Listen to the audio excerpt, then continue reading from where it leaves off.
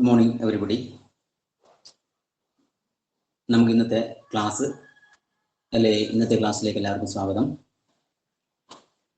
നമ്മൾ കഴിഞ്ഞ ക്ലാസ്സിൽ വേവിൻ്റെ ചില മെഷർമെൻറ്റുകൾ ലൈറ്റിൻ്റെ ചില പാരാമീറ്റേഴ്സിനെ കുറിച്ചാണ് നമ്മൾ കഴിഞ്ഞ ക്ലാസ്സിൽ ചർച്ച ചെയ്തിരുന്നത്.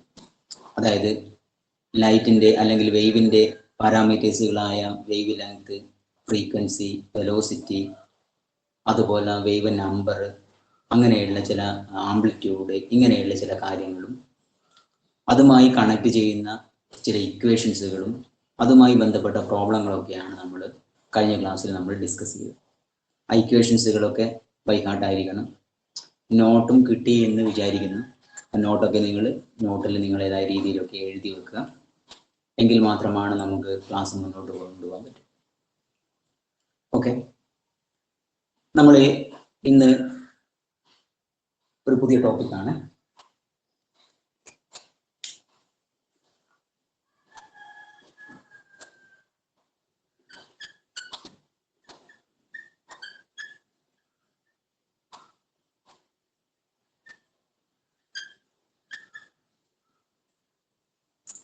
ഇലക്ട്രോ മാഗ്നറ്റിക് വേവ്, വൈദ്യുത കാന്തിക തരംഗങ്ങൾ എന്ന് മലയാളത്തിൽ. ഇലക്ട്രോ മാഗ്നറ്റിക് വേവ് എന്ന് പറഞ്ഞാൽ എന്തുവാണ്?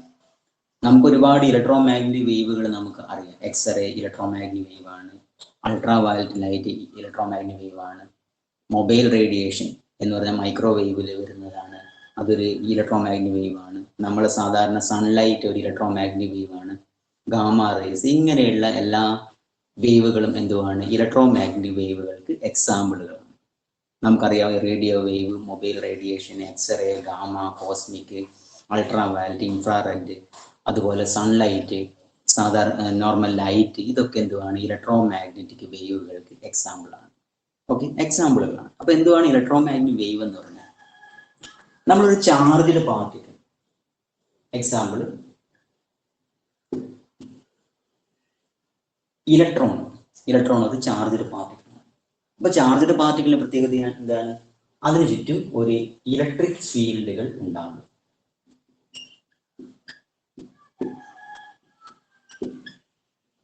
ഒരു വൈദ്യുത മണ്ഡലം ഉണ്ടാകും. ഒരു ഇലക്ട്രോൺ പ്രോട്ടോൺ അങ്ങനെയുള്ള ഒരു ചാർജ്ഡ് പാർട്ടിക്കിൾ ആകുമ്പോൾ സ്വാഭാവികമായും അതിനു ചുറ്റും എന്തുണ്ടാവും? ഒരു ഇലക്ട്രിക് ഫീൽഡ് ഉണ്ടാവും. ഈ ചാർജ്ഡ് പാർട്ടിക്കിൾ മൂവ് ചെയ്യുമ്പോൾ അതിനു ചുറ്റും മറ്റൊരു ഫീൽഡ് കൂടി ഉണ്ടാകും. അതിനെയാണ് മാഗ്നറ്റിക് ഫീൽഡ് എന്ന് പറയും. ഓക്കെ, അപ്പൊ ഒരു ചാർജ്ഡ് പാർട്ടിക്കിൾ ആവുമ്പോൾ, ചാർജ്ഡ് പാർട്ടിക്കിൾ എക്സാമ്പിൾ എന്തൊക്കെയാണ്? ഇലക്ട്രോണ്, പ്രോട്ടോണ്, ന്യൂട്രോൺ ചാർജ് ഇല്ല എന്ന് നമുക്കറിയാം. അപ്പൊ ഇലക്ട്രോണ്, പ്രോട്ടോണ്, അപ്പൊ ഇങ്ങനെയുള്ള ചാർജ്ഡ് പാർട്ടിക്കിളിന് ചുറ്റും എന്തുണ്ടാകും? ഒരു ഇലക്ട്രിക് ഫീൽഡ് ഉണ്ടാകും. ഇനി ഈ ചാർജ്ഡ് പാർട്ടിക്കിൾ മൂവ് ചെയ്യുമ്പോൾ ഓട്ടോമാറ്റിക്കായി എന്ത് പ്രൊഡ്യൂസ് ചെയ്യും? ഒരു മാഗ്നറ്റിക് ഫീൽഡുകൾ കൂടി പ്രൊഡ്യൂസ് ചെയ്യും. ഇങ്ങനെ ഈ ചാർജ്ഡ് പാർട്ടിക്കിൾ മൂവ് ചെയ്യുമ്പോൾ ഇലക്ട്രിക് ഫീൽഡും മാഗ്നറ്റിക് ഫീൽഡും തമ്മിൽ ഇന്ററാക്ട് ചെയ്യുമ്പോൾ ഇവർക്കിടയിൽ ഉണ്ടാകുന്ന ഒരു പുതിയൊരു വേവിനെയാണ്, എനർജിയെയാണ് ഇലക്ട്രോ മാഗ്നറ്റിക് വേവ് എന്ന് പറയുന്നത്. The wave associated with electric and magnetic field is called electromagnetic wave എന്ന് പറയും. അപ്പൊ ഇലക്ട്രോമാഗ്നറ്റിക് വേവുകളെ കുറിച്ച് കൂടുതലായി അടുത്ത വർഷം ഫിസിക്സിൽ സെക്കൻഡ് ഇയർ ഒക്കെ നിങ്ങൾ പഠിക്കും. അപ്പൊ എന്തുവാണ് ഈ ഇലക്ട്രോമാഗ്നറ്റിക് വേവ് എന്ന് പറഞ്ഞാൽ? ഒരു ചാർജ് ഒന്നുമില്ല, ഇതൊരു ചാർജ്ഡ് പാർട്ടിക്കിൾ ആണെന്ന് വിചാരിക്കുക. ഇതൊരു ഇലക്ട്രോൺ ആണ്. ഈ ഇലക്ട്രോൺ ഇങ്ങനെ മൂവ് ചെയ്യും. ഇലക്ട്രോൺ മൂവ് ചെയ്യുമ്പോൾ സ്വാഭാവികമായും ഇലക്ട്രോൺ എന്ന് പറഞ്ഞാൽ തന്നെ അതൊരു ചാർജ് ഉണ്ടാവും. അതിന് ചുറ്റും ഒരു ചാർജ് ഉണ്ടാവും. ഓക്കെ, ചാർജ് ഉണ്ടാകും. എന്ത് ചാർജ്? ഇലക്ട്രിക് ഫീൽഡുകൾ ഉണ്ടാവും. ഇനി ഇയാൾ മൂവ് ചെയ്യുമ്പോൾ ഓട്ടോമാറ്റിക്കായി എന്തുകൂടി പ്രൊഡ്യൂസ് ചെയ്യും? ഒരു മാഗ്നറ്റിക് ഫീൽഡ് കൂടി ഉണ്ടാകും. ഈ മാഗ്നറ്റിക് ഫീൽഡും ഇലക്ട്രിക് ഫീൽഡും കൂടി ഇന്ററാക്ട് ചെയ്യുന്നതിന്റെ ഭാഗമായി ഉണ്ടാകുന്ന വേവുകളെയാണ് ഇലക്ട്രോ മാഗ്നറ്റിക് വേവ് എന്ന് പറയുന്നത്. The wave associated with electric and magnetic field is called electromagnetic.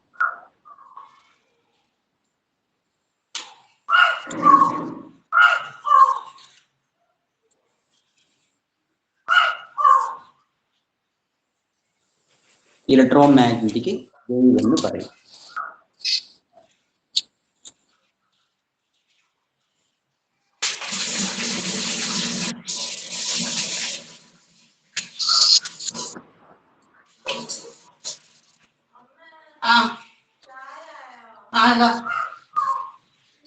ശിവനന്ദയുടെ മൈക്കൊന്ന് of ചെയ്തേ.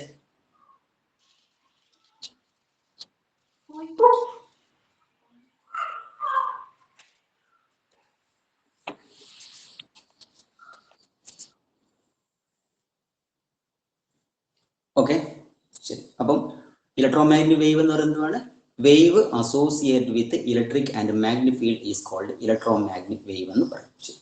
ഇനി ഇതിനെക്കുറിച്ച് ചെറിയൊരു കാര്യം കൂടി.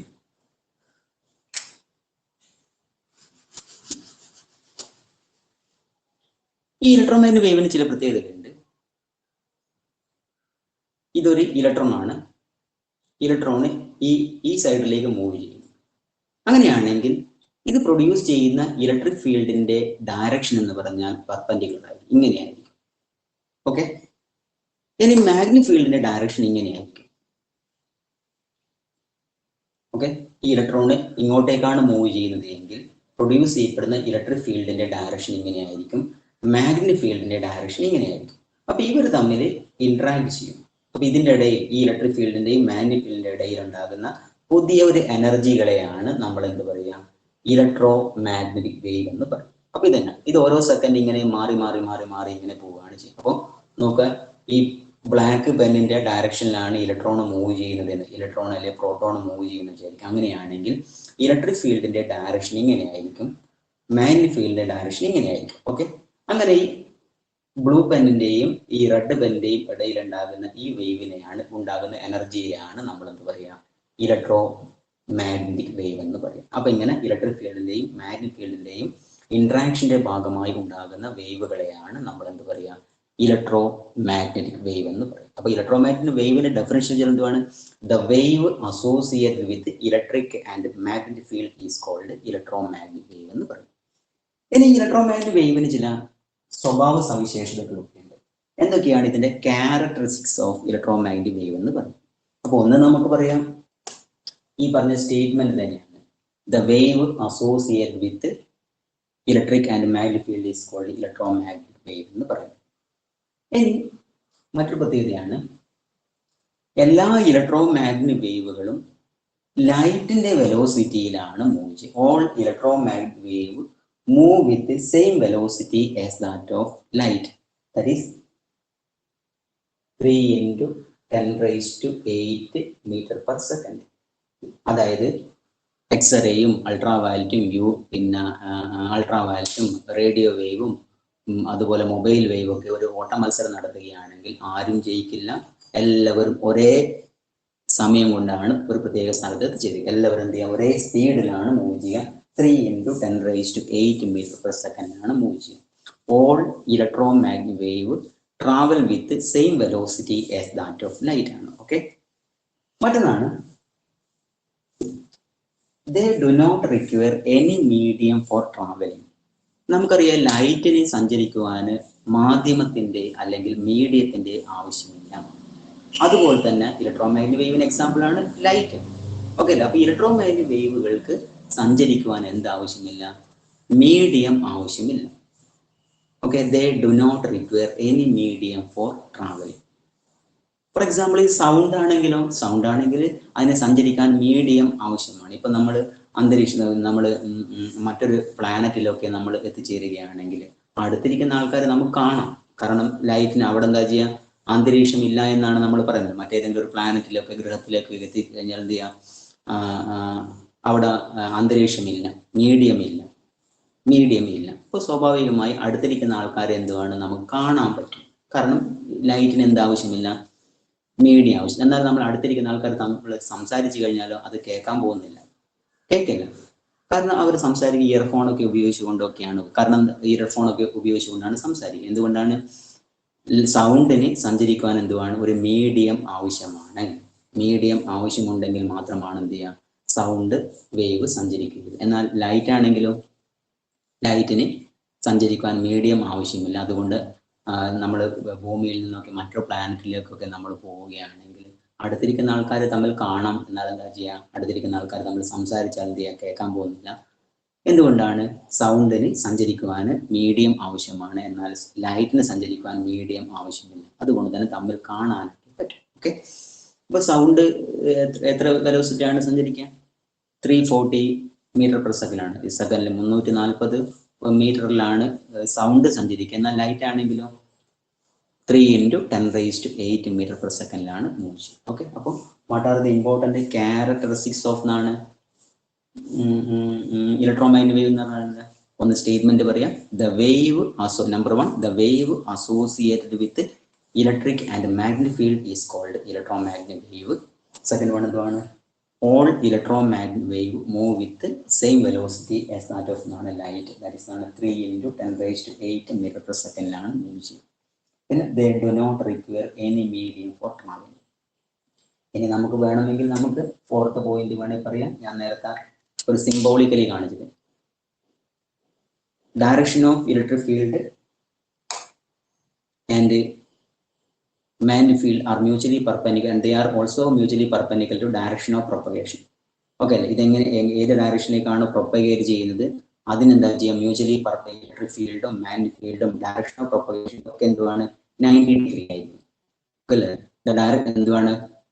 Direction of electric field magnetic field R mutually perpendicular and they are mutually perpendicular direction of propagation. Charge particle ഏത് ഡയറക്ഷനിലാണ് move ചെയ്യുന്നത് അതിൽ നിന്നും 90 ഡിഗ്രി ആയിരിക്കും എപ്പോഴും എന്താ ചെയ്യുക? ഈ ഇലക്ട്രിക് ഫീൽഡും മാഗ്നറ്റിക് ഫീൽഡും ഒക്കെ ഉണ്ടാവും. ഓക്കെ, അപ്പൊ ഇതാണ് ഇതിന്റെ പ്രോപ്പർട്ടി. ഇപ്പൊ നാലാമത്തെ പോയിന്റ് നിങ്ങൾക്ക് മനസ്സിലായത് കുഴപ്പമില്ല. പഠിക്കാൻ പ്രയാസം ഉണ്ടെങ്കിൽ നമുക്ക് അത് ഒഴിവാക്കാൻ എന്തുവാണ്?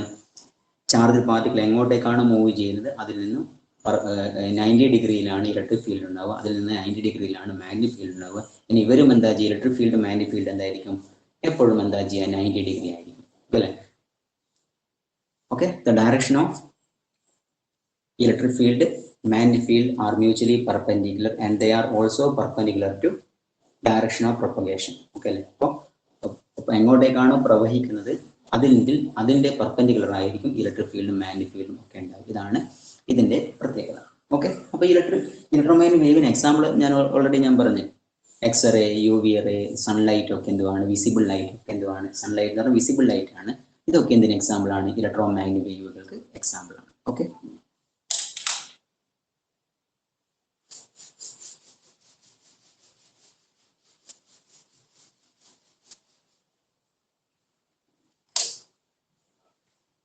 ഞാൻ നേരത്തെ ഇലക്ട്രോമാഗ്നറ്റിക് വേവുകൾക്ക് എക്സാമ്പിൾ ഒക്കെ പറഞ്ഞു.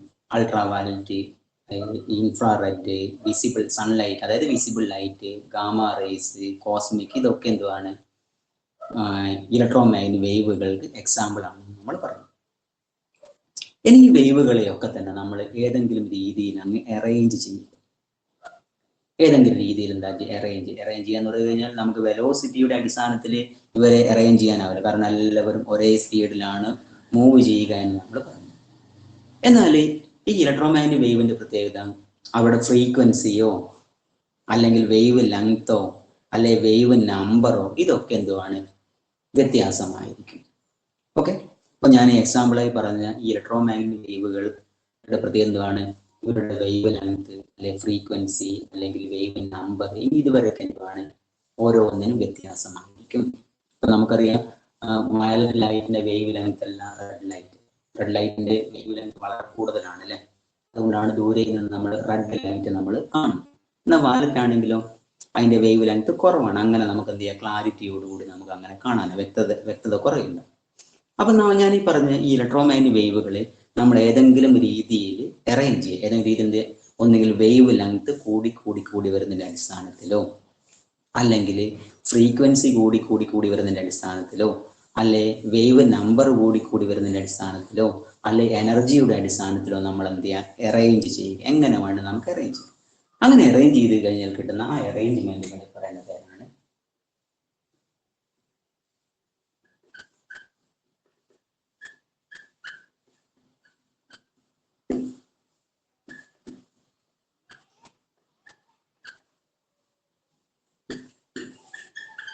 എന്താ പറയാ? ഇലക്ട്രോ മാഗ്നറ്റിക് സ്പെക്ട്രം എന്ന് പറയും. എക്സാമ്പിൾ ചോദിക്കും, എന്തുവാണ് electro magnetic spectrum? The arrangement of various electro magnetic wave in the order of wave length അല്ലെങ്കിൽ ഫ്രീക്വൻസി അല്ലെ എനർജി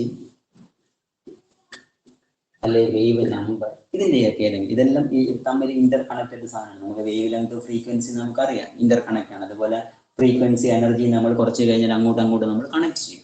അപ്പം ഈ ഞാൻ എക്സാമ്പിളായി പറഞ്ഞ ഈ ഇലക്ട്രോ മാഗ്നറ്റിക് വേവുകളെയൊക്കെ തന്നെ നമ്മൾ എന്ത് ചെയ്യുക, ഏതെങ്കിലും രീതിയിൽ അറേഞ്ച് ചെയ്യും. ഒന്നെങ്കിൽ വേവ് ലെങ്ത് കൂടി വരുന്നതിന്റെ അടിസ്ഥാനത്തിലോ, അല്ലെ വേവ് അടിസ്ഥാനത്തിലോ, അല്ലെ ഫ്രീക്വൻസി കൂടി വരുന്നതിന്റെ അടിസ്ഥാനത്തിലോ, അല്ലെ ഫ്രീക്വൻസി കുറഞ്ഞു വരുന്നതിന്റെ അടിസ്ഥാനത്തിലോ നമ്മൾ എന്ത് ചെയ്യുക, അറേഞ്ച് ചെയ്യും. അങ്ങനെ കിട്ടുന്ന ആ അറേഞ്ച്മെന്റുകളെയാണ് നമ്മൾ എന്ത് പറയുക, ഇലക്ട്രോ സ്പെക്ട്രം എന്ന് പറയും. The arrangement of various electro magnetic wave in the order of wave length or frequency or energy or wave number, ഏതെങ്കിലും ഒന്നോ രണ്ടോ അല്ലെങ്കിൽ ഒരു ടേമെങ്കിലും പറഞ്ഞാൽ മതി. അതിനെയാണ് നമ്മൾ എന്ത് പറയാം, ഇലക്ട്രോ മാഗ്നറ്റിക് സ്പെക്ട്രം എന്ന് പറയും. The arrangement of various electro magnetic wave in the order of wave length or or frequency is called electromagnetic spectrum എന്ന് പറയും. ഓക്കെ, ഞാൻ ആ അറേഞ്ച്മെന്റുകൾ ഞാൻ ഇവിടെ ഒന്ന് വരയ്ക്കാം.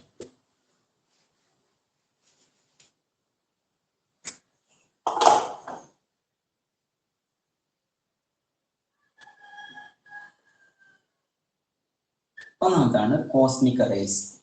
Okay, cosmic rays. ഈ കോസ്മിക് റേസിനെ കാണും എന്തെങ്കിലും കൂടുതലായിരിക്കും അല്ലെ എന്തെങ്കിലും കുറവായിരിക്കും ഗാമ റേസ്.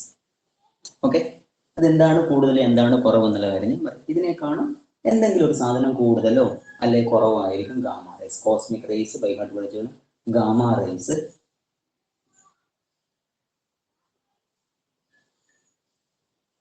അടുത്താണ് എക്സ്റേ. എക്സ്റേ, ഇപ്പൊ cosmic rays, gamma rays, X rays by heart പഠിക്കാം. Cosmic rays, gamma rays, X rays. ഇത് ഞാൻ ചോദിക്കുക, ആരെങ്കിലും മൈക്കൊക്കെ ഓൺ ചെയ്തുകൊണ്ട് പറഞ്ഞു തരാൻ. ഓക്കെ, അടുത്താണ് ultraviolet rays. Okay, cosmic rays, അതിനേക്കാൾ എന്തെങ്കിലും കൂടുതലാണ് ഗാമ റേസ്, അതിനേക്കാളും കൂടുതലാണ് എക്സ്റേസ്, അതിനേക്കാളും കൂടുതലാണ് അൾട്രാ വയലറ്റ് റേസ്, അതിനേക്കാളും എന്തെങ്കിലും കൂടുതലോ കുറവായിരിക്കും വിസിബിൾ ലൈറ്റ്, നമ്മുടെ സൺലൈറ്റ് നമ്മൾ കാണുന്നു വിസിബിൾ ലൈറ്റ്, അതിനേക്കാളും എന്തെങ്കിലും കൂടുതലായിരിക്കും IR infrared raise. Okay, infrared raise, അതിനേക്കാൾ എന്തെങ്കിലും കൂടുതലോ കുറവായിരിക്കും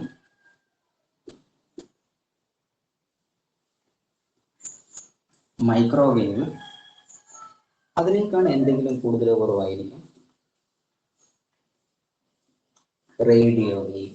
ഓക്കെ, അപ്പൊ ഇതൊന്ന് ബൈഹാർട്ട് പഠിച്ച്.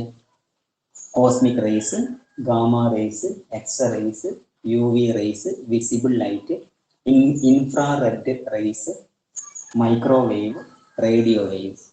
അപ്പൊ ഇതൊക്കെ ഇലക്ട്രോമാഗ്നറ്റിക് വേവിന് എക്സാമ്പിൾ ആണ്, ഞാൻ ഓൾറെഡി പറഞ്ഞു. അപ്പൊ ഇതിനെ ഞാൻ ഏതെങ്കിലും രീതിയിൽ അറേഞ്ച് ചെയ്യുന്നു. അപ്പൊ ഈ അറേഞ്ച്മെന്റുകളെയാണ് ഇലക്ട്രോമാഗ്നറ്റിക് സ്പെക്ട്രം എന്ന് പറയുന്നത്. ഇവിടെ ഞാൻ അറേഞ്ച് ചെയ്തിരിക്കുന്നതെന്ന് പറഞ്ഞു കഴിഞ്ഞാൽ ലെഫ്റ്റ് നിന്ന് റൈറ്റിലേക്ക് മൂവ് ചെയ്യുമ്പോഴും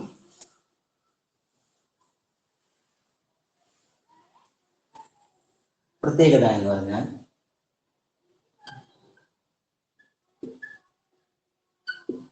wave length increases. Wave length വർദ്ധിക്കുന്നതിന്റെ അടിസ്ഥാനത്തിലാണ് ഞാൻ ഇവിടെ വരച്ചിരിക്കുന്നത്. ഓക്കെ, അപ്പോൾ കോസ്മിക് റേസിനേക്കാളും വേവ് ലെങ്ത് കൂടുതലാണ് ഗാമ റേസ്, അതിനേക്കാളും വേവ് ലെങ്ത് കൂടുതലാണ് എക്സ്റേസ്, അതിനേക്കാളും കൂടുതലാണ് UV റേസ്, അതിനേക്കാളും കൂടുതലാണ് വിസിബിൾ ലൈറ്റ്, അതിനേക്കാളും കൂടുതലാണ് വേവ് ലെങ്ത് കൂടുതലാണ് infrared, then microwave, radio. For example ഞാനിത് സിംബോളിക്കലി വരയ്ക്കുകയാണെങ്കിൽ കോസ്മിക് റേസിന്റെ വേവ് ലെങ്ത് ഞാൻ ഇങ്ങനെ വരയ്ക്കുകയാണെങ്കിൽ, റേഡിയോ വേവ് ഒക്കെ ആണെങ്കിൽ ഇങ്ങനെയാണ് വേവ് ലെങ്ത് ഉണ്ടാവുക, വളരെ വലുതായിരിക്കും വേവ് ലെങ്ത് ഉണ്ടാവുക. ഓക്കെ, ഇത് വേവ് ലെങ്ത് ചെറുതാണ്, ഇങ്ങോട്ടും പോകുന്നതിന് വേവ് ലെങ്ത് വളരെ വളരെ വളരെ കൂടുതലാണ്. ഓക്കെ, വേവ് ലെങ്ത് കൂടുതലാണ്. ഓക്കെ, അതിന് നമുക്കറിയാം. ഫോർ എക്സാമ്പിൾ നമ്മൾ റേഡിയോ വേവ് ഒക്കെയാണ്, ഏത് കുന്നിന്റെ അപ്പുറം പോയാലും മേലെയോ മുകളിലോ താഴെയോ പോയി കഴിഞ്ഞാൽ നമ്മൾ റേഡിയോ ഓൺ ചെയ്ത് കഴിഞ്ഞാൽ എന്തെങ്കിലും ഒരു കര സൗണ്ട് നമുക്ക് കിട്ടും. എന്നാൽ അതിനേക്കാളും വേവ് ലെങ്ത് കുറവാണ് മൈക്രോവേവ്. മൈക്രോവേവിലാണ് നമ്മൾ മൊബൈൽ റേഡിയേഷൻ മൈക്രോവേവിലാണ് വരുന്നത്. നമുക്ക് എല്ലായിടത്തും മൊബൈൽ റേഞ്ച് കിട്ടുന്നുണ്ടോ? ഇല്ല. പല കാരണം എന്ത് ചെയ്യാം, അതിൻ്റെ വേവ് ലെങ്ത് കുറവാണ്.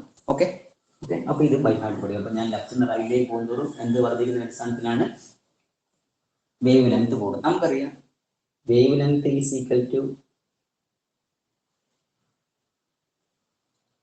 Mu is equal to c by ലാംഡയാണ് അല്ലേ?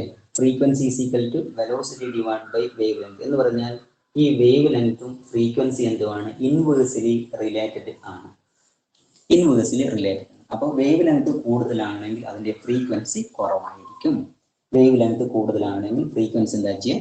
കുറവാണ്. അപ്പോൾ വേവ് ലെങ്തും ഫ്രീക്വൻസി എന്താണ്? ഇൻവേഴ്സ്ലി വിപരീതാനുപാതം. അപ്പോൾ ഒന്നിന് വേവ് ലെങ്ത് കൂടുതലാണെങ്കിൽ അതിന്റെ വേവ് ലെങ്ത് കൂടുതലാണെങ്കിൽ അതിന്റെ ഫ്രീക്വൻസി കുറവായിരിക്കും. അപ്പൊ നമുക്കറിയാം കോസ്മിക് റേസിന്റെ വേവ് ലെങ്ത് കുറവാണ്. അങ്ങനെയാണെങ്കിൽ ഇതിന്റെ ഫ്രീക്വൻസി എന്താ ചെയ്യാം? കൂടും.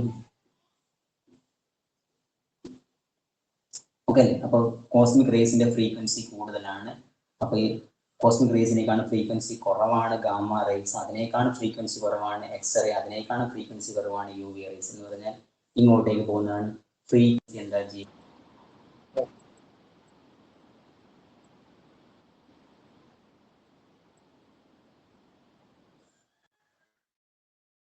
ഫ്രീക്വൻസി ഡിക്രീസസ് ആണ്. ഓക്കെ ആണല്ലോ? അപ്പൊ ലെഫ്റ്റ് നിന്ന് റൈറ്റിലേക്ക് മൂവ് ചെയ്യുന്നത് എന്ത് ചെയ്യാം? ഫ്രീക്വൻസി എന്താ ചെയ്യുക? കുറഞ്ഞ് വരുന്നതിന്റെ അടിസ്ഥാനത്തിൽ അങ്ങനെ അറേഞ്ച് ചെയ്തിരിക്കുന്നു. ഓക്കെ. ഇപ്പൊ നമ്മൾ എക്സാമ്പിൾ ചോദിക്കും. അപ്പൊ കോസ്മിക്കിന്റെ ഫ്രീക്വൻസി കൂടുതലാണ്. അപ്പൊ ഓക്കെ. അപ്പം ലെഫ്റ്റ് നിന്ന് റൈറ്റിലേക്ക് പോകുന്നതോറും എന്തുവാണ്? വേവ് ലെങ്ത് കൂടുന്ന അല്ലെങ്കിൽ ഫ്രീക്വൻസി കുറഞ്ഞു വരുന്നു. അപ്പോൾ റേഡിയോ വേവിന്റെ ഫ്രീക്വൻസി വേവ് ലെങ്ത് മാക്സിമം ആണ്, അല്ലെ അതിന്റെ ഫ്രീക്വൻസി കുറവാണ്. കോസ്മിക്കിന്റെ വേവ് ലെങ്ത് കുറവാണ്, അല്ലെ അതിന്റെ ഫ്രീക്വൻസി കൂടുതലാണ്. ഓക്കെ. അപ്പൊ ഇതിനെയാണ് ഇലക്ട്രോ മാഗ്നറ്റിക് സ്പെക്ട്രം എന്ന് പറയും. അപ്പൊ എക്സാമിന് ഇത് ചോദിക്കും, ഇത് അറേഞ്ച് ചെയ്യാൻ ചോദിക്കും. അല്ലെങ്കിൽ 2 or 3 electro magnetic wave, 2 or 3 electro magnetic wave തന്നിട്ട് അതിന്റെ ഫ്രീക്വൻസിയോ അല്ലെങ്കിൽ വേവ് ലെങ്ത്തിന്റെ അടിസ്ഥാനത്തിലോ അറേഞ്ച് ചെയ്യാൻ ചോദിക്കും. അപ്പൊ ഒന്ന് ബൈ ഹാർട്ട് പഠിച്ചേ.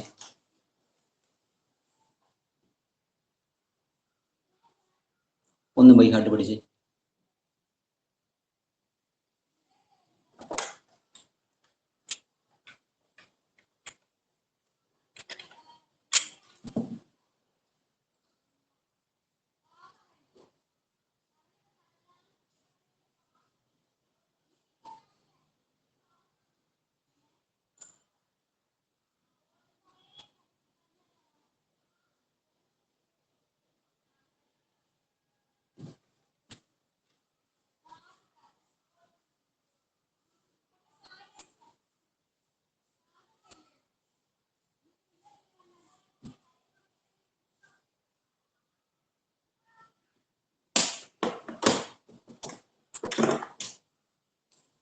ഓക്കെ.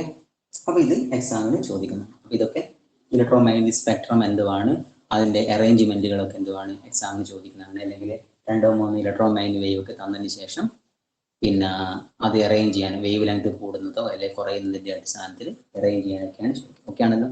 അപ്പൊ ഇലക്ട്രോ മാഗ്നറ്റിക് വേവ് എന്ന് പറയുന്നതാണ് the wave associated with electric and magnetic field is called electro magnetic wave എന്ന് പറയും. What are the important characteristics of electro magnetic wave എന്തൊക്കെയാണ്? ഒന്ന് നമ്പർ 1 സ്റ്റേറ്റ്മെന്റ് തന്നെയാണ് the wave associated with electric and magnetic field called electro magnetic wave. All electromagnetic wave travel with same velocity as that of light, that is 3 into 10⁻⁸ meter per second. ഇതെല്ലാം ഒരേ വെലോസിറ്റിയിലാണ് move ചെയ്യുക. They do not require any medium for traveling. They do not require any medium for traveling. Okay, അവർക്ക് എന്തായാലും സഞ്ചരിക്കാൻ medium ആവശ്യമില്ല. Direction of electric field, magnetic field, they are mutually perpendicular and they are also mutually perpendicular to direction of propagation of wave ആണ് അല്ലെ? Direction of propagation ആണ്.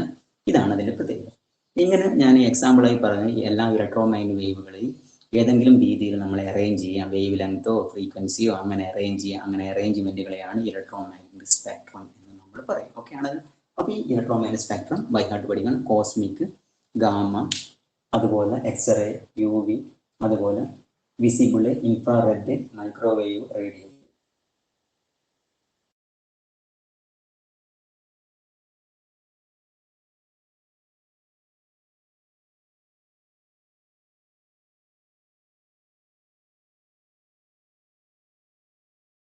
ഉള്ള ആളെന്നുള്ള രീതിയിലാണ് എന്ത് വന്നിരിക്കുന്നത്? UV, ultra violet. വയലറ്റ് ഇതെന്തുവാണ്? റെഡ് ആണ്. റെഡിന്റെ അടുത്താണ് ഇൻഫ്രാറെഡ്. റെഡ് കഴിഞ്ഞിട്ടാണ് ഇൻഫ്രാറെഡ്. ഇങ്ങനെയാണ് ആ ടേമുകൾ വന്നിരിക്കുന്നത്. ഓക്കെ അല്ലെ? വയലറ്റിന്റെ അടുത്താണ് UV. അപ്പൊ വയലറ്റും UVയും കണക്റ്റഡ് ആണ്. അൾട്രാ വയലറ്റ്, വയലറ്റ്, അതുപോലെ റെഡും ഇൻഫ്രാറെഡും പോലെ. അപ്പൊ റെഡിന്റെ നേക്കാണ് ഇത്തിരി വേവ് ലെങ്ത് കൂടുതലാണ് ഇൻഫ്രാറെഡ്. ഈ രീതിയിലാണ് ആ പേര് തന്നെ ഇൻഫ്രാറെഡ്. റെഡ് വിബ്ജിയോറിന്റെ റെഡും ഇൻഫ്രാറെഡും കണക്റ്റഡ് ആണ്. വിബ്ജിയോറിന്റെ വയലറ്റും UV റേസും കണക്റ്റഡ് ആണ്. അങ്ങനെയാണ് ആ പേരുകൾ തന്നെ വന്നിരിക്കുന്നത്. ഓക്കെ ആണല്ലോ? അപ്പൊ ആ ടേമുകൾ ഒന്ന് പഠിക്കും. ശരിയാണല്ലോ?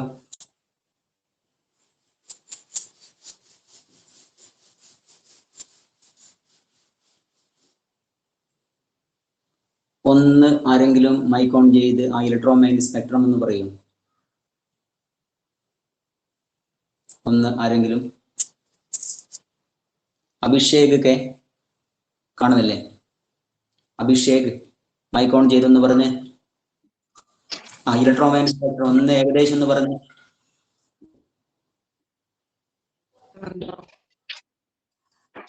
ആ പറഞ്ഞു പറഞ്ഞു. ആ ഇലക്ട്രോമാഗ്നറ്റിക് സ്പെക്ട്രം ഇതാ പറയണ്ടേ? ആ അറേഞ്ച്മെന്റ് പറഞ്ഞു. കോസ്മിക്, എക്സ്റേ എന്നൊക്കെ എക്സാമ്പിൾ ഇല്ല. അതിന്റെ അറേഞ്ച്മെന്റ് എന്ന് പറഞ്ഞു.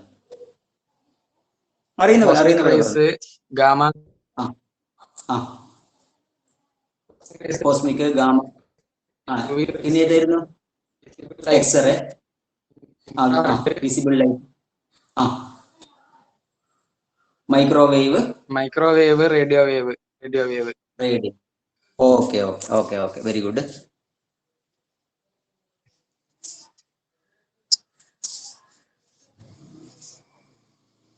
അർഷിത ആർ ഒന്ന് മൈക്ക് ഓൺ ചെയ്ത് പറഞ്ഞ്. അർഷിത ആർ ഇലക്ട്രോമാഗ്നറ്റിക് സ്പെക്ട്രത്തിന്റെ അറേഞ്ച്മെന്റ് എന്ന് പറഞ്ഞു. Cosmic rays, gamma rays, X-rays, ultraviolet rays, visible light, IR rays, microwave, radio wave. Okay, very good very good very good. Okay അല്ലേ? അപ്പൊ അറേഞ്ച്മെന്റ് എന്തായാലും എല്ലാവരും പഠിക്കുക. ക്ലിയർ ആയല്ലോ? ശരി. ഇനി നിങ്ങൾ 8th 9th പഠിച്ച ചില ടേമുകൾ നമുക്കൊന്ന് പരിചയപ്പെടണം.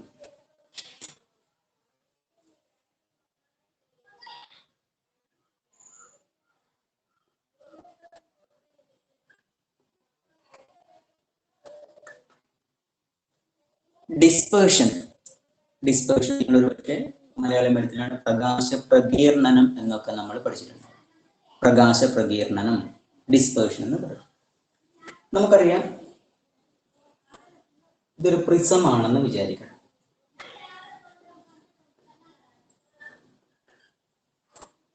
ഇതിലേക്ക് നമ്മൾ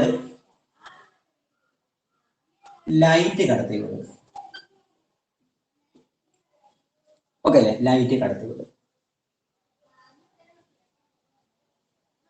ലൈറ്റ് കടത്തി വിട്ട് കഴിഞ്ഞാൽ നമുക്ക്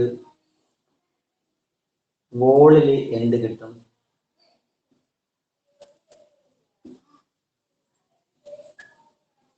വിബ്ജിയോർ കിട്ടുമല്ലോ. മഴവില്ല, റെയിൻബോ കിട്ടുമല്ലേ?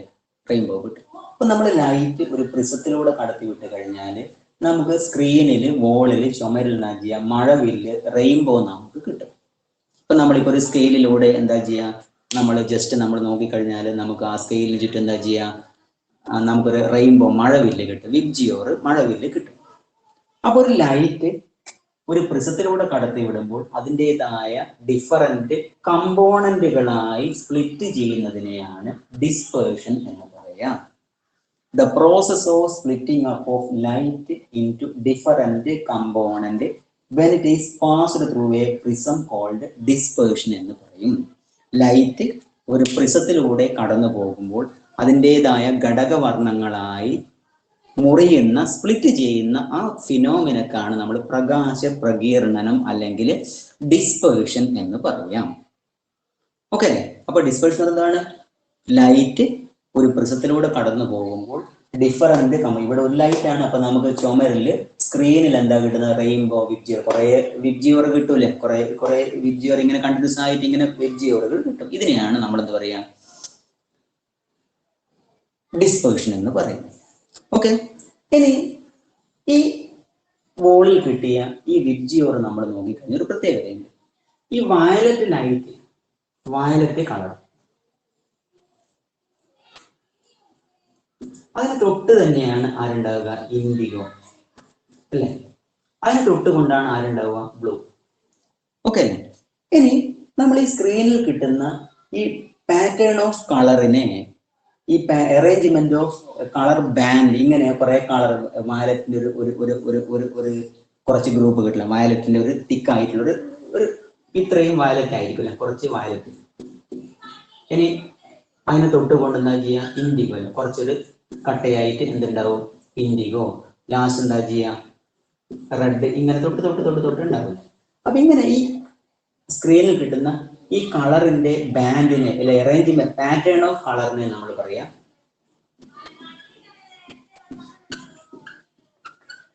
പറയാം സ്പെക്ട്രം എന്ന് പറയും. Pattern of colour band obtained on the screen called എന്തുവാണ്? സ്പെക്ട്രം എന്ന് പറയും. അപ്പൊ എന്തുവാ ഡിസ്പേർഷൻ എന്ന് പറഞ്ഞാൽ? ലൈറ്റ് ഒരു പ്രിസത്തിലൂടെ കടന്നു പോകുമ്പോൾ ഡിഫറൻറ്റ് കമ്പോണന്റ് കളറുകളായി ഇങ്ങനെ വേർപിരിയുന്ന, സ്പ്ലിറ്റ് ചെയ്യുന്ന പ്രോസസ്സുകളെയാണ് നമ്മൾ ഡിസ്പേർഷൻ എന്ന് പറയാം. The pattern of colour obtained on the screen called എന്തുവാണ്? സ്പെക്ട്രം എന്ന് പറയും. അപ്പോൾ വോളിൽ കിട്ടുന്ന, സ്ക്രീനിൽ കിട്ടുന്ന ആ ഡിഫറൻറ്റ് പാറ്റേൺ ഓഫ് കളറുകളെയാണ് നമ്മൾ എന്ത് പറയാ? സ്പെക്ട്രം എന്ന് പറയും. ഇനി ഈ സ്പെക്ട്രത്തിന് ഒരു പ്രത്യേകതയുണ്ട്. ഈ വയലറ്റിനെ തൊട്ടുകൊണ്ടാണ് ഇൻഡിഗോ ഉണ്ടാവുക, ഇൻഡിഗോനെ തൊട്ടുകൊണ്ടാണ് എന്ത് ചെയ്യുക? ബ്ലൂ ഉണ്ടാവുക, അതിന് തൊട്ടുകൊണ്ടാണ് ഗ്രീൻ. ഇങ്ങനെ പരസ്പരം തൊട്ടുകൊണ്ടാണ് ഈ കളറുകളൊക്കെ ഉണ്ടാവുക. അല്ലാതെ വയലറ്റ് കഴിഞ്ഞിട്ട് കുറച്ച് കഴിഞ്ഞിട്ട് വയലറ്റുമായി യാതൊരുവിധ ബന്ധവും ഇല്ലാതെ ഒരിക്കലും അല്ല ഇൻഡിഗോ ഉണ്ടാവുക, അതുമായി കണക്ട് ഇല്ലാതെ അല്ല ആരുണ്ടാവുക? ബ്ലൂ ഉണ്ട്. എല്ലാം എന്താ ചെയ്യുക? ഇങ്ങനെ തൊട്ടുകൊണ്ടാണ് ഉണ്ടാവുക. ഓക്കെ അല്ലെ? ഇങ്ങനെ തൊട്ടാണ് എപ്പോഴും ഉണ്ടാവുക. അതുകൊണ്ട് ഇവരെ ഈ കളറുകൾ തമ്മിൽ തൊട്ട് കണക്ട് ഉള്ളത് കൊണ്ട് ഇവരെ നമ്മൾ പറയാം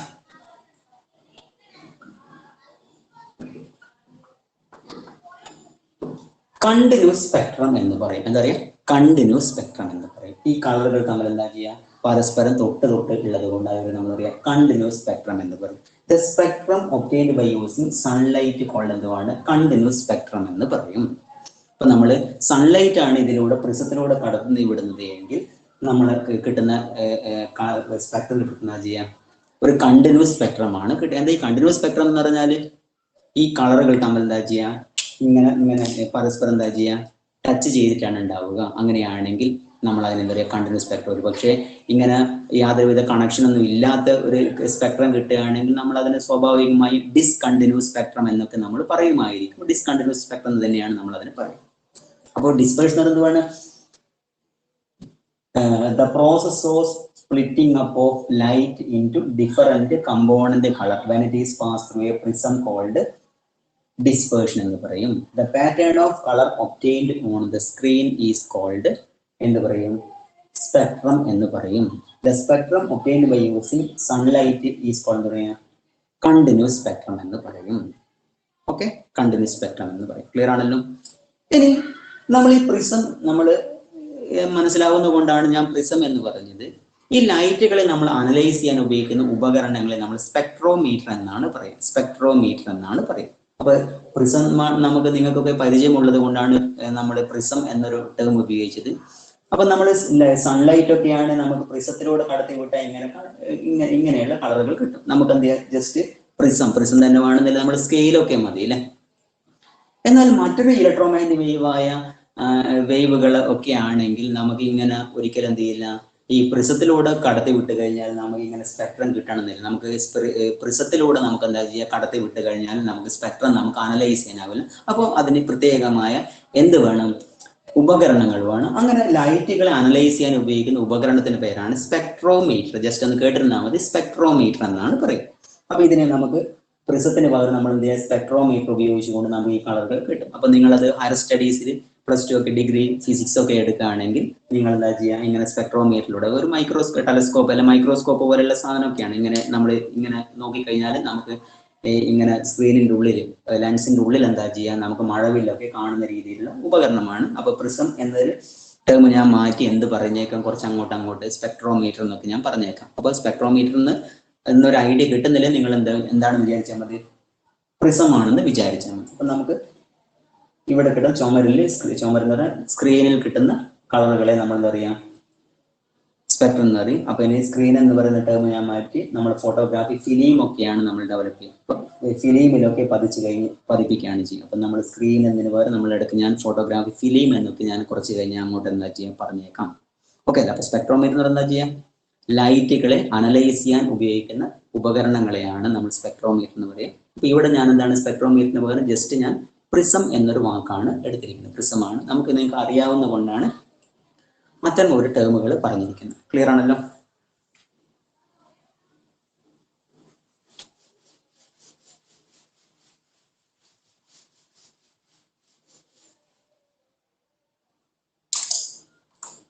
ഇനി ഈ സ്പെക്ട്രം തന്നെ നമുക്ക് പല രീതികളിൽ നമുക്ക് ഉണ്ട്. അപ്പം മറ്റൊരു സ്പെക്ട്രമാണ്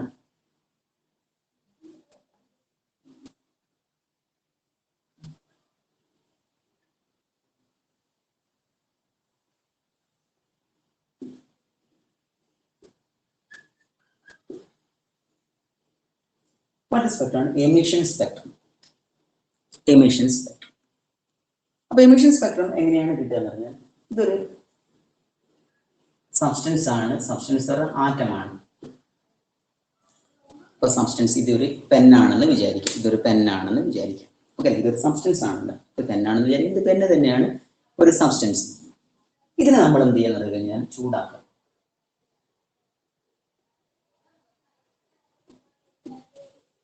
ഓക്കെ അല്ലേ? ചൂടാക്കുക. അല്ലെങ്കിൽ നമ്മൾ ഇതിലേക്ക് ഇലക്ട്രിക് കറണ്ട് പാസ് ചെയ്യാം. ഓക്കെ അല്ലേ? അപ്പൊ സ്വാഭാവികമായും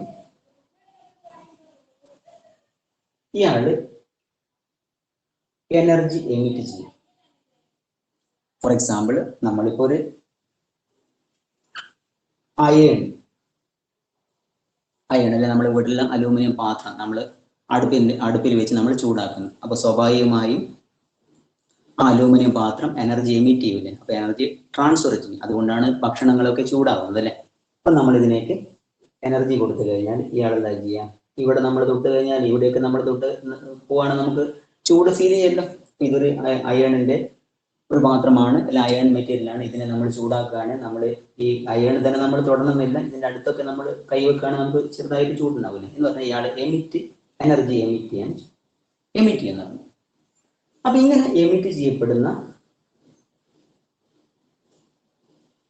ഈ ലൈറ്റിനെ നമ്മൾ പ്രിസം അല്ല, നമ്മൾ എന്ത് ചെയ്യുക, സ്പെക്ട്രോമീറ്റർ ഉപയോഗിച്ചുകൊണ്ട് നമ്മൾ എന്ത് ചെയ്യാം, അനലൈസ് ചെയ്യും. ഓക്കെ അല്ലേ?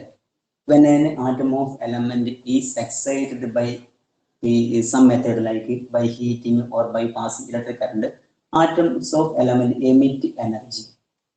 ഓക്കെ അല്ലേ? എന്ന് പറഞ്ഞാൽ നമ്മൾ അലൂമിനിയം അല്ലെ അയൺ അല്ലെ ഗോൾഡ് ഇതിനൊക്കെ നമ്മൾ ചൂടാക്കുക. അങ്ങനെ ചൂടാക്കുമ്പോൾ അത് എനർജി എന്താ ചെയ്യും, എമിറ്റ് ചെയ്യാൻ തുടങ്ങും അല്ലേ? അല്ലേ? നന്നായി ചൂട്. അയണൊക്കെ ആണെങ്കിൽ അടുപ്പിൽ നമ്മൾ നല്ല തീയിലേക്ക് നമ്മൾ വെക്കുകയാണെങ്കിൽ നന്നായി അത് ചുട്ടുകൊള്ളൂല്ലേ? എന്ന് പറഞ്ഞാൽ അത് എനർജി എന്താ ചെയ്യുക, പുറത്തേക്ക് വിടും. അങ്ങനെ പുറത്തേക്ക് വിടുന്ന ഈ ലൈറ്റിനെ നമ്മൾ സ്പെക്ട്രോമീറ്റർ ഉപയോഗിച്ചുകൊണ്ട് നമ്മൾ എന്താ ചെയ്യുക, അനലൈസ് ചെയ്യും. അപ്പൊ നമുക്ക് നേരത്തെ എന്താ ചെയ്യാം, സ്ക്രീനിൽ നമുക്ക് എന്തെങ്കിലും ഒരു കളറോ അല്ലെങ്കിൽ അങ്ങനെയുള്ള സ്പെക്ട്രം നമുക്ക് കിട്ടും. അങ്ങനെ കിട്ടുന്ന സ്പെക്ട്രത്തെയാണ് നമ്മൾ എന്താ പറയുക, എമിഷൻ സ്പെക്ട്രം എന്ന് പറയാം. എമിഷൻ സ്പെക്ട്രം എന്ന് പറയും. When atoms of element on heating, അല്ലെ? When an element, അല്ലെ? When an atoms of element on heating or by pass electricity, the emitted energy on analysis by using a spectrometer, we get a spectrum. അങ്ങനെ കിട്ടുന്ന സ്പെക്ട്രത്തെയാണ് നമ്മൾ എന്താ പറയുക, emission spectrum എന്ന് പറയും. ഇനി സ്പെക്ട്രത്തിന്റെ ചില പ്രത്യേകതകളുണ്ട്. ആ സ്പെക്ട്രത്തിന്റെ പ്രത്യേകത എന്ന് പറഞ്ഞു കഴിഞ്ഞാൽ, നേരത്തെ തൊട്ട് കുറെ ബ്രൈറ്റ് ലൈനുകളാണ് കിട്ടുന്നത്. നേരെ നമ്മൾ വിബ്ജിയോർ ആണ് കിട്ടുന്നതെങ്കിൽ ഇവിടെ കുറെ ലൈനുകളാണ് കിട്ടുക. ബ്രൈറ്റ് ലൈനിന്റെ കളറുള്ള കുറച്ച് ലൈനുകളാണ് കിട്ടുക. നിറമുള്ള വയലറ്റോ ഇൻഡിഗോ അതേപോലെയുള്ള കുറെ കളറുള്ള ലൈനുകളാണ് കിട്ടുക. ഇതിനെയാണ് നമ്മൾ എന്താ പറയുക ലൈൻ സ്പെക്ട്രം എന്ന് പറയുന്നത്. എന്താ പറയുക ലൈൻ സ്പെക്ട്രം എന്ന് പറയുന്നത്. The spectrum consists a bright line against a dark background. Dark background, ഇതൊരു ഡാർക്ക് ബാക്ക്ഗ്രൗണ്ട് ആണെങ്കിൽ ഇത് ഡാർക്കുള്ള ബാക്ക്ഗ്രൗണ്ടിലാണെങ്കിൽ ഇവിടെ നമുക്ക് ചെയ്യുന്നത് കഴിഞ്ഞാൽ കുറച്ച് കളറുള്ള ലൈനുകളാണ്. ഇതിന് റെഡോ വയലറ്റോ ബ്ലൂ കളറിലുള്ള കുറെ ലൈനുകളാണ്. ഇതിനെയാണ് നമുക്ക് ലൈൻ സ്പെക്ട്രം എന്ന് പറയും. ഓക്കെ, അപ്പൊ എന്തോ എമിഷൻ സ്പെക്ട്രം എന്ന് പറഞ്ഞാൽ when an atoms of element on excited by some method like by heating or by passing ആണ് electric current, atoms of element emit energy. The spectrum obtained by this method is called emission spectrum എന്ന് പറയും. The spectrum consists a bright light against a dark background. നമുക്ക് നേരത്തെയാണ് എന്താ ചെയ്യാ അല്ല ഇങ്ങനെയുള്ള പരസ്പരം തൊട്ടിട്ടുള്ള കുറെ കളറുകളാണെങ്കിൽ ഇവിടെ എന്തായാലും ഇങ്ങനെയുള്ള കുറെയാണ് പരസ്പരം തൊടാതെയുള്ള കുറച്ച് ലൈനുകളായിട്ടാണ് കിട്ടുന്നത്. ഇതാണ് പ്രത്യേകത. ഓക്കെ, നമ്മൾ അയണോ അലൂമിനിയോ അങ്ങനെയുള്ള ഏതെങ്കിലും മെറ്റൽസുകളോ അല്ലെങ്കിൽ സബ്സ്റ്റൻസുകളോ നമ്മൾ ചൂടാക്കി കഴിഞ്ഞ് ആ ചൂടാക്കി ഇതിന് ശേഷം പുറത്തേക്ക് വരുന്ന എനർജികളെ നമ്മൾ എന്ത് ചെയ്യുക സ്പെക്ട്രോമീറ്ററിലൂടെ നമ്മൾ അനലൈസ് ചെയ്ത് കഴിഞ്ഞാൽ നമുക്ക് എന്താ കിട്ടുക കുറെ ലൈനുകൾ കളറുള്ള ലൈനുകൾ കിട്ടും. പക്ഷെ അവരെന്താ ചെയ്യുക ഇങ്ങനെയാണ് ഉണ്ടാവുക. ഓക്കെ, ഇങ്ങനെ പരസ്പരം കണക്റ്റഡ് ഉണ്ടാവില്ല. അപ്പൊ ഇത് ഞാൻ ഈ എക്സ്പെരിമെന്റ് നിങ്ങൾ ഹയർ ക്ലാസ്സിലേക്ക് പോവുകയാണെങ്കിൽ പ്രാക്ടിക്കലായിട്ട് നിങ്ങൾ ചെയ്യുന്നതാണ്. പക്ഷെ ഇപ്പോൾ നിങ്ങൾ എന്ത് ചെയ്യുക കാണുന്ന പോലെ ഇരിക്കും. അപ്പൊ ഇതിനെയാണ് നമ്മൾ എന്താ പറയുക എമിഷൻ സ്പെക്ട്രം. അപ്പൊ എമിഷൻ സ്പെക്ട്രം എങ്ങനെ കിട്ടുക when an element on excited by suitable method like by heating or by passing electric current, atoms of element emit energy. അപ്പൊ ഈ ഇങ്ങനെ എമിറ്റ് ചെയ്യപ്പെടുന്ന എനർജികളെ നമ്മൾ പ്രിസം എന്നൊരു ടേം ഞാൻ മാറ്റി പ്രിസത്തിലൂടെ കടത്തിവിട്ടാൽ കിട്ടത്തില്ല. നമ്മൾ സ്പെക്ട്രോമീറ്ററിലൂടെ നമ്മൾ നോക്കുകയാണെങ്കിൽ സ്പെക്ട്രോമീറ്റർ ഒരു ടെലസ്കോപ്പോ മൈക്രോസ്കോപ്പോ പോലെയുള്ള സാധനമാണെന്ന് വിചാരിക്കാം.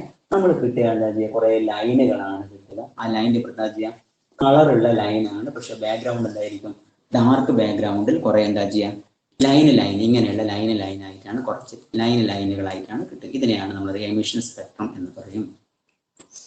ഓക്കെ, ഇനി മറ്റൊരു സ്പെക്ട്രം ഉണ്ട്.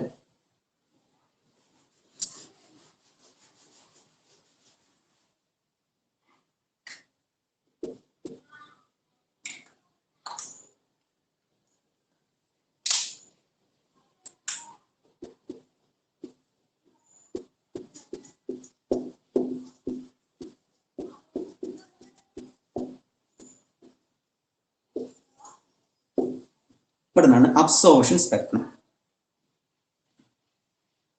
Absorption spectrum okay, absorption spectrum. Absorption spectrum എന്ന് പറഞ്ഞാൽ ഒന്നുമില്ല, അബ്സോർഷൻ ആഗിരണം ചെയ്യുക എന്നാണ് മീനിങ്. നമ്മളൊരു സൺലൈറ്റ് അല്ലെങ്കിൽ വൈറ്റ് ലൈറ്റ് ആദ്യം ഒരു ടെസ്റ്റ് ട്യൂബിൽ എടുത്തിരിക്കുന്ന ഒരു സൊല്യൂഷനിലൂടെ കടത്തിവിടും. ഓക്കെ, ഒരു സൊല്യൂഷനോട് കടത്തിവിടുക. ഈ സൊല്യൂഷനിലൂടെ കടന്നു വരുന്ന ലൈറ്റുകളെയാണ് നമ്മൾ എന്ത് ചെയ്യുക സ്പെക്ട്രോമീറ്ററിലൂടെ നമ്മൾ അനലൈസ് ചെയ്യുന്നത് വിചാരിക്കാം. നേരത്തെ ആണെങ്കിലോ ഒരു സോഴ്സിൽ നിന്ന് വരുന്ന ലൈറ്റുകളെ നമ്മൾ നേരിട്ട് നമ്മൾ എന്ത് ചെയ്യുക പ്രിസം അല്ലെങ്കിൽ സ്പെക്ട്രോമീറ്ററിലൂടെ നമ്മൾ കടത്തിവിടുന്നു. ഇവിടെയാണെങ്കിലോ ലൈറ്റിന് ആദ്യം ഒരു ടെസ്റ്റ് ട്യൂബിൽ എടുത്തിരിക്കുന്ന സൊല്യൂഷൻസിലൂടെ കടത്തിവിടുന്നു. അപ്പോൾ സ്വാഭാവികമായി ഈ ലൈറ്റിന്റെ കുറച്ച് കണ്ടന്റുകൾ ഈ സൊല്യൂഷൻ അബ്സോർബ് ചെയ്യും. ഈ അങ്ങനെ ട്രാൻസ്മിറ്റ് ചെയ്യപ്പെടുന്ന ലൈറ്റിനെയാണ് നമ്മൾ സ്പെക്ട്രോമീറ്ററിലൂടെ നമ്മൾ അനലൈസ് ചെയ്യുന്നതെങ്കിൽ അപ്പോഴും നമുക്കൊരു സ്പെക്ട്രം കിട്ടും. അങ്ങനെ കിട്ടുന്ന സ്പെക്ട്രത്തെയാണ് നമ്മൾ എന്താ പറയുക അബ്സോർപ്ഷൻ സ്പെക്ട്രം എന്ന്. When white light is allowed to pass through a solution and the transmitted light on analysis give a spectrum called absorption spectrum. പക്ഷേ ഈ അബ്സോർപ്ഷൻ സ്പെക്ട്രം പ്രത്യേകതയുണ്ട്. ഇവിടെ കുറെ ഡാർക്ക് ലൈനാണ് കിട്ടുന്നത്. നേരത്തെ ആണെങ്കിലോ കുറെ കളറുള്ള ലൈനാണ്. ഇവിടെ എന്ത് ചെയ്യുക കംപ്ലീറ്റ് ഡാർക്ക് ആയിട്ടുള്ള ലൈനാണ് കിട്ടുക. ഇതിനെയാണ് നമ്മൾ ലൈൻ സ്പെക്ട്രം എന്ന് പറയുന്നത്. ഇവിടെ നമുക്ക് ഡാർക്ക് ആയിട്ടുള്ള ലൈൻ ആണെങ്കിൽ ഇവിടെയോ കളറുള്ള ലൈനാണ് കിട്ടുക. ഡാർക്ക് ലൈൻ ആണെങ്കിൽ ഇവിടെ ഇവിടെ നമുക്ക് എമിഷൻ സ്പെക്ട്രം ആണ് എന്താ പ്രത്യേകത? കളറുള്ള ലൈനുകളാണെങ്കിൽ ഇവിടെ നമുക്ക് എന്താ ചെയ്യാം, കളർ ഇല്ലാത്ത ഡാർക്ക് ആയിട്ടുള്ള കുറെ ബ്ലാക്ക് ലൈനുകളാണ് കിട്ടുക. ഇതിനെയാണ് നമ്മൾ എന്താ പറയുക, അബ്സോർഷൻ സ്പെക്ട്രം എന്ന് പറയും. When white light is allowed to pass through a solution and the transmitted light എന്ന് പറയുന്നത് ഇതിലൂടെ കടന്നു വന്നതിന് ശേഷമുള്ള light and the transmitted light on analysis by using a spectrometer we get a spectrum called absorption spectrum. This spectrum contains dark line, കുറെ dark ആയിട്ടുള്ള ലൈനുകളാണ് കിട്ടുക. അപ്പൊ ഇതിനെയാണ് നമ്മൾ എന്താ പറയുക,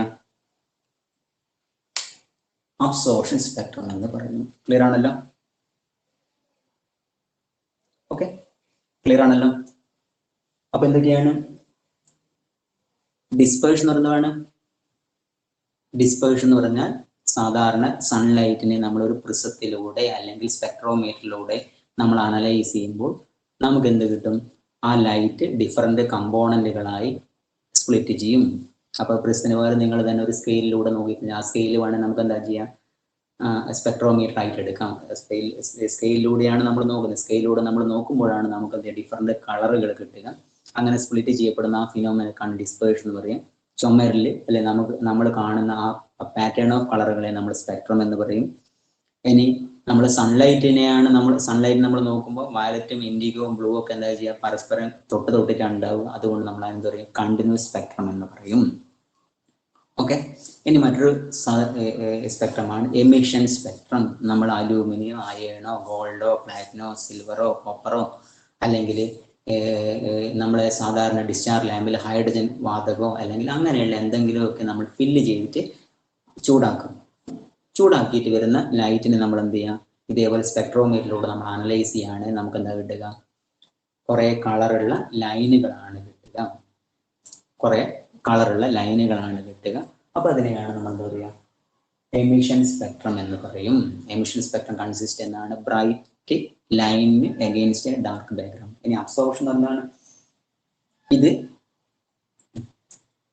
ഈ പെന്ന് സൺലൈറ്റ് ആണെന്ന് വിചാരിക്കുക. ഇതൊരു ടെസ്റ്റ് ട്യൂബ് പോലെയുള്ള സൊല്യൂഷൻ ആണ്, ഇതിലൂടെ കടത്തിവിടും. അപ്പൊ സ്വാഭാവികമായും ഈ റെഡിന്റെ ലൈറ്റിനെ, ഈ റെഡ് പെന്നിന്റെ ലൈറ്റിനെ ഇത് കുറച്ച് ആഗിരണം ചെയ്യും.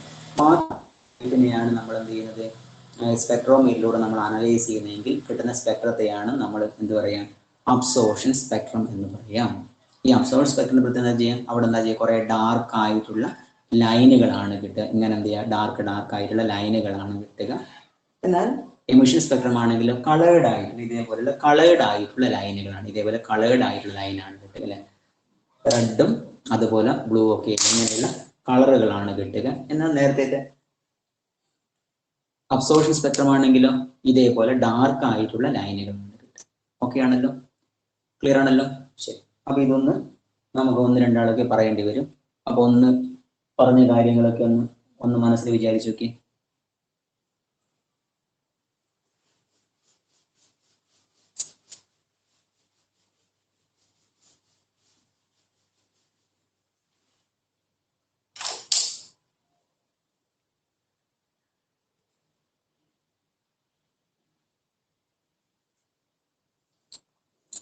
ഈ പറഞ്ഞത് റിപ്പീറ്റ് ചെയ്യണോ? ആരെങ്കിലും ഒന്ന് പറഞ്ഞേ, റിപ്പീറ്റ് ചെയ്യണോ? കാര്യം മനസ്സിലായോ? നല്ലത്. ആരെങ്കിലുമൊക്കെ മൈക്ക് ഓൺ ചെയ്തുകൊണ്ട് പറഞ്ഞേ.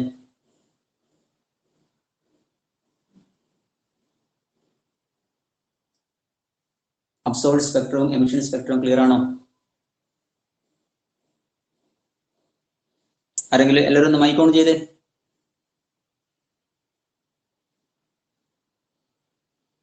ഹലോ, ക്ലിയർ ആണോ?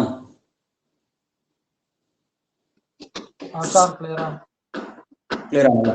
ഓക്കെ അല്ലേ? ശരി.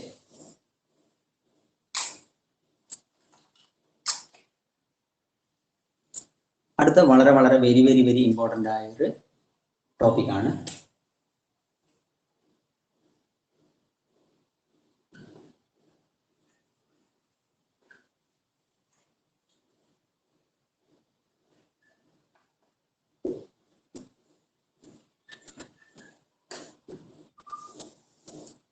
Hydrogen spectrum. Hydrogen spectrum. Okay, ഇത് വളരെ ഇമ്പോർട്ടൻ്റ് ആണ്, എക്സാമിന് ചോദിക്കുന്ന ചോദ്യമാണ്. നമ്മൾ നേരത്തെ പറഞ്ഞ എക്സ്പെരിമെന്റ് തന്നെ.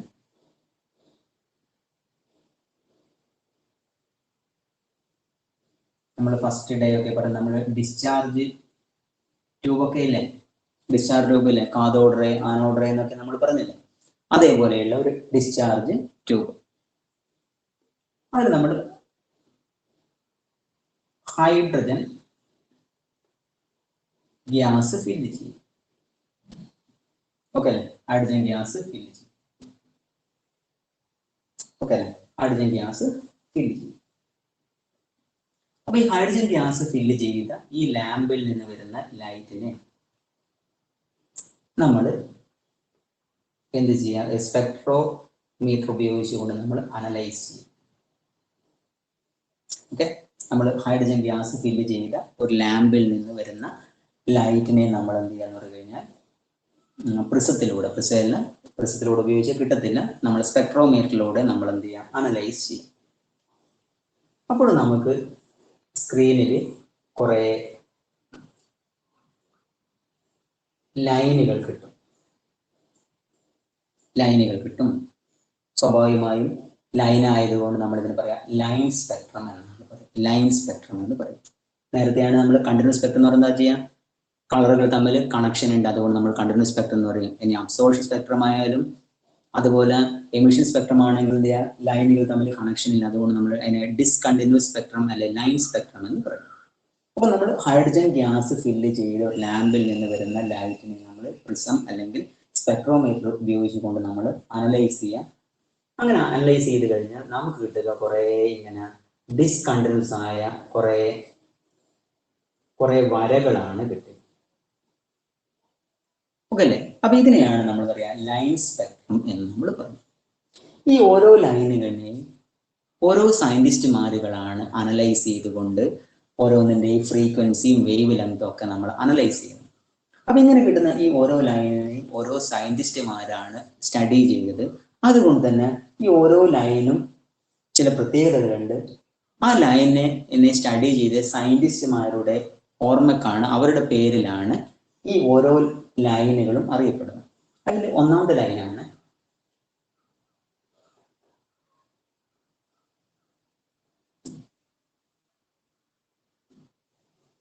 ലയമൺ സീരീസ് എന്ന് പറയും.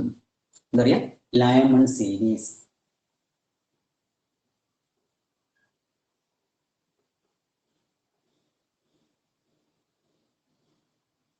അടുത്താണ് Balmer series. Hydrogen spectrum consist a series of lines. They are എന്നാണ് ലയമൺ സീരീസ്, ബാൾമർ സീരീസ്. അടുത്താണ്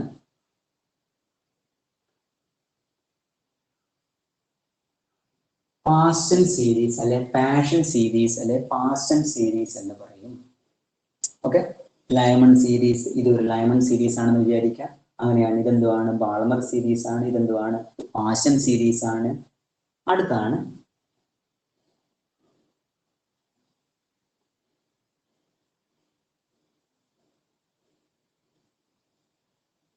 ബ്രാക്കറ്റ് സീരീസ്.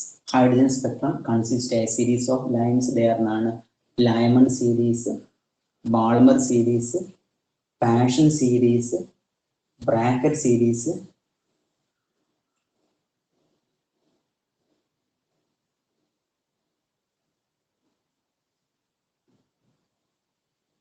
അടുത്താണ് ഫൺ സീരീസ്.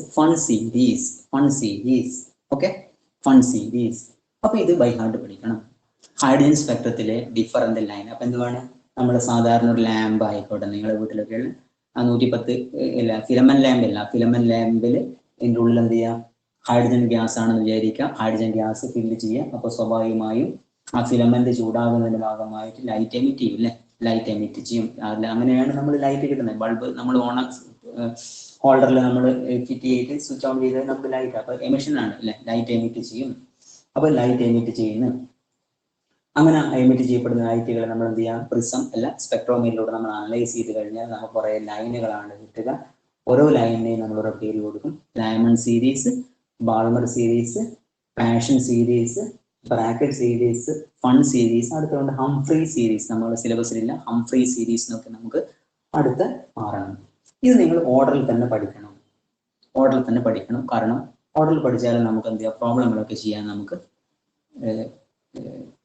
എളുപ്പമാണ്. ഇനിയിപ്പോൾ നിങ്ങൾ ഡിസോർഡർ ആയിട്ട് പഠിച്ചാലും വലിയ കുഴപ്പമില്ല. പക്ഷെ ഈ ഓർഡർ തന്നെ പഠിച്ചു കഴിഞ്ഞാൽ നമുക്ക് എന്ത് ചെയ്യാം, പ്രോബ്ലങ്ങളൊക്കെ ചെയ്യുവാൻ നമുക്ക് പറ്റും. അപ്പം എന്തുവാണ് hydrogen spectrum?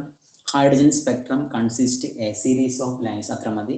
തയ്യാറുന്നതാണ് Lyman, Balmer, Paschen, Brackett, Pfund series. അത് നമ്മളിപ്പോൾ സാധാരണ സൺലൈറ്റ് ആണ് പ്രിസത്തിലൂടെ കടത്തി വിടുന്നത് എങ്കിൽ കിട്ടുന്ന സ്പെക്ട്രത്തിന് നമ്മൾ ഓരോ പേര് കൊടുത്തില്ലേ, violet, IndiGo, blue, orange, red, ഇങ്ങനെയൊക്കെ നമ്മൾ ഗ്രീൻ അല്ലെ, യെല്ലോ, ഓറഞ്ച്, റെഡ് ഇങ്ങനെയുള്ള പേര് കൊടുത്ത പോലെ തന്നെ ഹൈഡ്രജൻ വാതകം ഫില്ല് ചെയ്ത് ലാമ്പിൽ നിന്ന് വരുന്ന ലൈറ്റിനെ നമ്മൾ എന്ത് ചെയ്യുക, പ്രിസം അല്ലെങ്കിൽ എന്തുവാണ് സ്പെക്ട്രോമീറ്ററിലൂടെ നമ്മൾ അനലൈസ് ചെയ്ത് കഴിഞ്ഞാൽ കുറെ ലൈനുകളാണ് കിട്ടുക. അങ്ങനെ കിട്ടുന്ന ലൈനിനെ പറയുന്ന പേരാണ് എന്തുവാണ്, ലൈൻ സ്പെക്ട്രം. ആ ഡിഫറെന്റ് ലൈൻസ് ഏതൊക്കെയാണ്? ഡിഫറെന്റ് ലൈൻ ഏതൊക്കെയാണ്? ലൈമൺ സീരീസ്, ബാൾമർ സീരീസ്, പിന്നെ Lyman series, Balmer series, Paschen series, Brackett series, Pfund series. Okay, അപ്പൊ ഒന്നുകൂടി പറയാം. Lyman, Balmer, Paschen, Brackett, Pfund series. അഞ്ചാമത്തത് ഫൺ സീരീസ്, അടുത്ത നാലാമത് ബ്രാക്കറ്റ് സീരീസ്, മൂന്നാമത്തെ പാഷൻ സീരീസ്, പിന്നെ Balmer series, Lyman series. Okay, അപ്പോൾ hydrogen spectrum consist a series of lines. ദയാർന്നതാണ് Lyman, Balmer, Paschen, Brackett, Pfund series. ഇത് വളരെ ഇമ്പോർട്ടൻ്റ് ആണ്. നമ്മൾ +1 ഈ സ്ട്രക്ചർ ഓഫ് ആണത്തിൽ വളരെ ഇമ്പോർട്ടൻ്റ് ആയ ടോപ്പിക്കാണ്. നേരത്തെ പറഞ്ഞ നമ്മൾ എമിഷൻ സ്പെക്ട്രം, എന്തുവാണ് എമിഷൻ സ്പെക്ട്രം എന്ന് പറഞ്ഞിട്ട് എക്സാമിന് അങ്ങനെ ചോദിക്കില്ല. എന്തുവാണ് അബ്സോർഷൻ സ്പെക്ട്രം എന്ന് പറഞ്ഞിട്ട് എക്സാമിന് ചോദിക്കില്ല. അപ്പൊ ഇതെന്തുവാണ്, ഇതൊരു എമിഷൻ സ്പെക്ട്രമാണ് അല്ലേ? കാരണം ലൈറ്റ് എമിറ്റ് ചെയ്യുന്നുണ്ട്. ഡയറക്റ്റ് ഇത് ലാമ്പിൽ നിന്ന് വരുന്ന ലൈറ്റ് ഞാൻ ടെസ്റ്റ് ട്യൂബിൽ എടുത്തിട്ട് സൊല്യൂഷൻസിലൂടെ ഒന്നും ഞാൻ കടത്തി വിട്ടിട്ടില്ല. സൊല്യൂഷനോട് കടത്തി വിടുകയാണെങ്കിൽ നമുക്ക് സൊല്യൂഷനോട് കടത്തി വിട്ട് ടെസ്റ്റ് ട്യൂബിലുള്ള സൊല്യൂഷനോട് കടത്തി വിട്ട് അതിനുശേഷമാണ് പ്രിസത്തിലൂടെ അല്ലെ സ്പെക്ട്രോമീറ്ററിലൂടെ അനലൈസ് ചെയ്യുന്നതെങ്കിൽ നമ്മൾ എന്താ പറയുക, അബ്സോർഷൻ സ്പെക്ട്രം എന്ന് പറയും. ഇത് പക്ഷെങ്കിൽ ഈ ലാമ്പിൽ നിന്ന് വരുന്ന ലൈറ്റിനെ ഡയറക്റ്റ് ആയിട്ട് ഞാൻ എന്തുവാണ്, പ്രിസത്തിലൂടെ അല്ലെ സ്പെക്ട്രോമീറ്ററിലൂടെ കടത്തി വിട്ട് കിട്ടുന്ന സ്പെക്ട്രമാണ്. അതിനാണ് ഇത് യഥാർത്ഥത്തിലാണ് എമിഷൻ സ്പെക്ട്രം ആണെന്ന് അർത്ഥം. അല്ലെ, എമിഷൻ സ്പെക്ട്രം ആണ് ഇതിന്റെ ഇൻഡയറക്റ്റ് ആയി. അപ്പൊ നമുക്ക് എമിഷൻ സ്പെക്ട്രം എന്തുവാണ് അല്ലെ അബ്സോർഡ് സ്പെക്ട്രം എന്തുവാണെന്നല്ല എക്സാമിന് അങ്ങനെ ചോദിക്കില്ല. പക്ഷെ ഹൈഡ്രജൻ സ്പെക്ട്രം എന്താന്നുള്ള കാര്യം ചോദിക്കും. അപ്പൊ അതുകൊണ്ട് ഈ സീരീസ് ഓഫ് ലൈന് കൃത്യമായിട്ട് നമ്മൾ പഠിക്കണം. ഓക്കെ,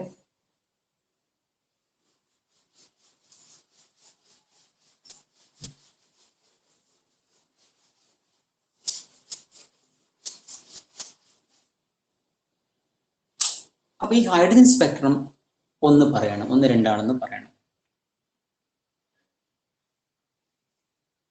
ഹൈഡ്രജൻ സ്പെക്ട്രത്തെ കുറിച്ച് ആ ഡിഫറെന്റ് ലൈൻസ് ഒന്ന് പറയണം. ഒന്ന് രണ്ടാളൊന്ന് ആരെങ്കിലും ഓർമ്മയുള്ള ഒന്ന് രണ്ടാളൊക്കെ ഒന്ന് പറഞ്ഞ്, ഒന്ന് രണ്ടാളെന്ന് പറഞ്ഞ്, ഞാൻ ചോദിക്കാതെ.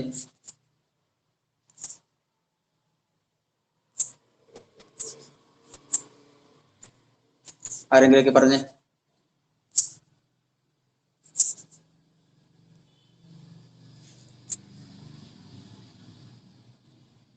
ശിവപ്രിയ എന്ന് പറയുന്ന ആള് ഒന്ന് പറഞ്ഞ്.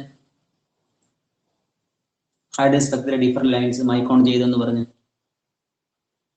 ശിവപ്രിയ,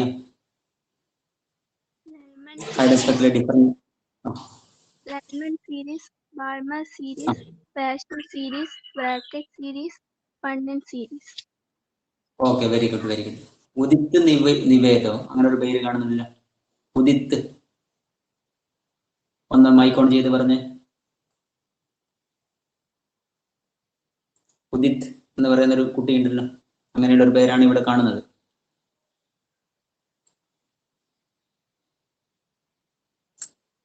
ആകട്ടെ, ഷദ ഫാത്തിമ ഒന്ന് മൈക്ക് ഓൺ ചെയ്ത് പറഞ്ഞ്.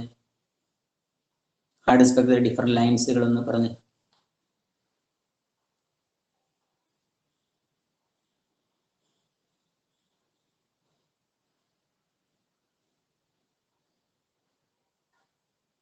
ഒന്ന് പറഞ്ഞ്.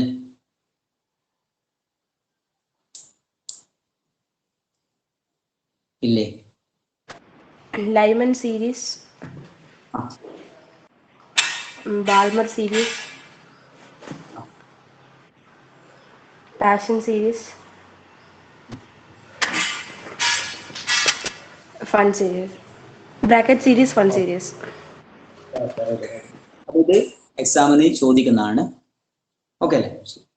ഇനി ഇതുമായി ബന്ധപ്പെട്ടുകൊണ്ട് കുറച്ച് കാര്യങ്ങൾ നമ്മൾ ഇത് ഡിഫൈൻ ചെയ്യണം. അതിനു മുൻപ് എല്ലാവരും മൈക്ക് ഓൺ ചെയ്യാം. മൈക്ക് ഓൺ ചെയ്തിട്ട് ഹൈഡ്രജൻ ആറ്റത്തിൽ എത്ര ഇലക്ട്രോൺ ആണുള്ളത് ഒന്ന് പറഞ്ഞു. 1. ഒരു ഇലക്ട്രോൺ അല്ലേ? ഓക്കെ. ഹൈഡ്രജൻ ആറ്റത്തിൽ ആറ്റോമിക് നമ്പർ 1 ആണ്, ഒരു ഇലക്ട്രോൺ. ഇനി ഈ ഇലക്ട്രോണുകൾക്ക് കറങ്ങുവാൻ ന്യൂക്ലിയസ് ചുറ്റും കറങ്ങുമല്ലേ? അപ്പൊ ഈ ന്യൂക്ലിയസ് ചുറ്റും കറങ്ങുവാൻ ഈ ഇലക്ട്രോണുകൾക്ക് കറങ്ങുവാൻ എത്ര പാത്തുകൾ ഉണ്ടാവും? എത്ര ഓർബിറ്റ് അല്ലെങ്കിൽ എത്ര ഷെല്ല് അല്ലെങ്കിൽ എത്ര എനർജി ലെവലിലൂടെയാണ് ഇത് കറങ്ങാവെന്ന് പറഞ്ഞു? 1. വേറെ അഭിപ്രായം ഉണ്ടോ? വേറെ അഭിപ്രായം ഉണ്ടോ? അപ്പോൾ ഹൈഡ്രജൻ ആണെങ്കിൽ ഒരു ഇലക്ട്രോൺ ആണ്. അത് ഇലക്ട്രോണുകളെ ഇങ്ങനെ കറങ്ങുവാൻ ഒരു പാത്താണ് ഉള്ളത് അല്ലേ? എന്നാൽ അത് തെറ്റാണ്. ഓക്കെ. ഒരു ചോദ്യമാണ്. ഇതൊരു ഗ്രൗണ്ട് ആണ്.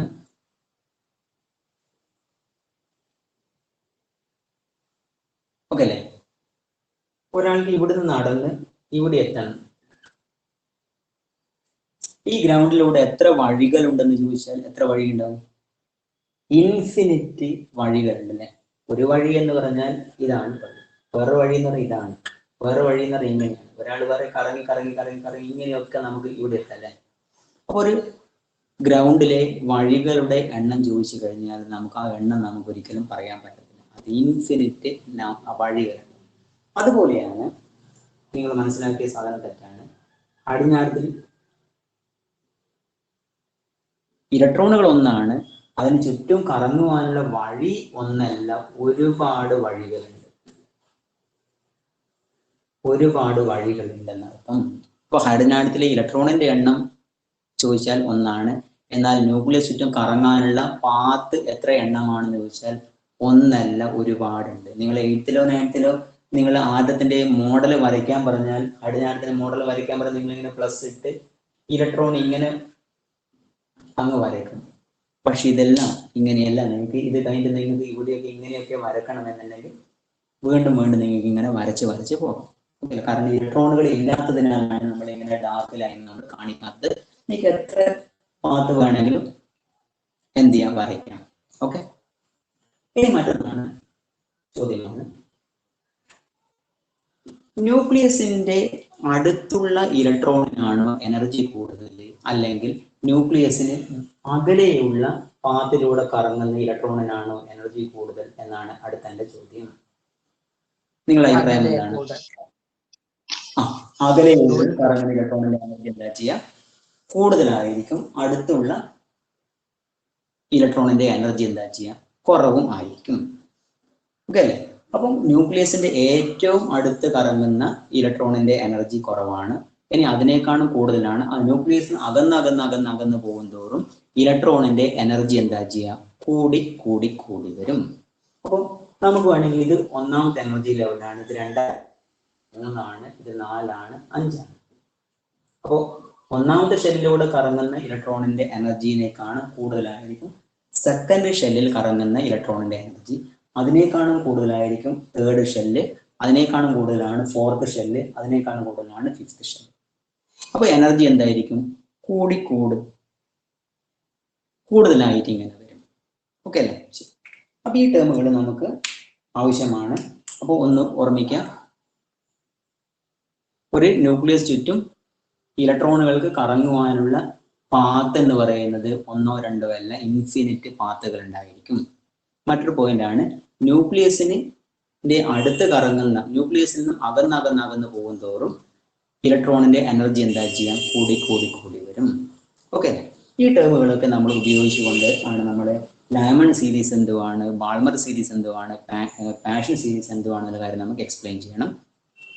അത് നമുക്ക് അടുത്ത ക്ലാസ്സിൽ നമുക്ക് എക്സ്പ്ലെയിൻ ചെയ്യാം. ഓക്കെ. അടുത്ത ക്ലാസ്സിലും ഈ ക്ലാസ്സിൽ നമ്മൾ പ്രോബ്ലങ്ങളൊന്നും ചെയ്യേണ്ടി വന്നിട്ടില്ല. നമ്മൾ നിങ്ങളൊരു പെന്നോ പേപ്പറൊന്നും ഉപയോഗിക്കേണ്ടി വന്നിട്ടില്ല. പക്ഷെ അടുത്ത ക്ലാസ്സിൽ നിങ്ങൾ പെന്നും പേപ്പറും പറ്റുവാണെങ്കിൽ ഒരു കാൽക്കുലേറ്ററും കൂടി എടുത്തു വെക്കാം. കാൽക്കുലേറ്റർ സാധാരണ ഗതിയിൽ സയൻസ് ക്ലാസ്സിൽ നമ്മൾ ഉപയോഗിക്കുന്നത് നല്ലതല്ല. നമ്മൾ കാൽക്കുലേറ്റർ ഉപയോഗിക്കാതെ നമ്മൾ പ്രോബ്ലങ്ങൾ ചെയ്യുമ്പോഴാണ് നമുക്ക് എന്ത് ചെയ്യാം, എളുപ്പത്തിൽ നമുക്ക് മാത്തമാറ്റിക്കൽ സ്കില്ല് കൂടുക. സ്കില്ല് കൂടി ഈ ഓൺലൈൻ ക്ലാസ്സുകളിൽ നമ്മളൊന്ന് പ്രോബ്ലങ്ങൾ ഒന്ന് ഫാസ്റ്റായി ചെയ്യുവാണ് നമുക്ക് എന്തെങ്കിലും ചെയ്ത് കിട്ടാൻ വേണ്ടി നിങ്ങളുടെ കാൽക്കുലേറ്റർ ഉള്ളവരെന്ത് ചെയ്യാം ഒന്ന് എടുത്ത് വെക്കുക. ഇല്ലെങ്കിൽ കുഴപ്പമൊന്നുമില്ല. ചില പ്രോബ്ലങ്ങൾ നമുക്ക് ചെയ്യണം. ഒന്നല്ല ഒരുപാട് പ്രോബ്ലങ്ങൾ നമുക്ക് ചെയ്യണം. അതുകൊണ്ട് അടുത്ത ക്ലാസ്സിലേക്ക് എല്ലാവരും ക്ലാസ് തുടങ്ങുമ്പോൾ തന്നെ എന്ത് ചെയ്യുക, ഒരു പെന്നും പേപ്പറും ഒക്കെ എടുത്ത് വെക്കുക. ഓക്കെ, ഇന്നത്തെ ക്ലാസ് നമുക്ക് ഇവിടെ നിർത്താം. ഓക്കെ, ശരി.